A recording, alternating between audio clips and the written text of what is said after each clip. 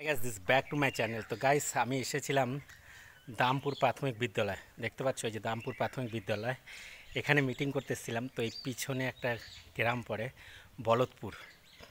তো কি বলবো আর, যে 3 কিলোমিটার প্রায় এই রোডটা, আর এতটাই গরম এখানে, এতটাই মানে ফাঁকা জায়গা, ফাঁকা এরিয়া।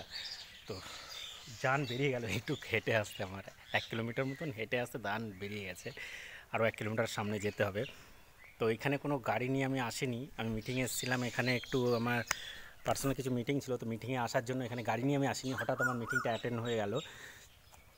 তো আপনাদের জন্য তাই একটু দেখিয়ে দিই। যে দেখতে পাচ্ছ পিছনে পুরো ফাঁকা এরিয়া, কিছুই নেই।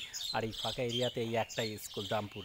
কমসে কম এদিকে 4.5-5 কিলোমিটার, এদিকে 5-6 কিলোমিটার, এদিকেও 2 মিটার দূর, মাঝখানে এই প্রাইমারি প্রাথমিক বিদ্যালয় দামপুর। তো এই স্কুলে সত্যি যে বাচ্চারা যারা আসে কি কষ্ট করে আসতে হয়, তাই না?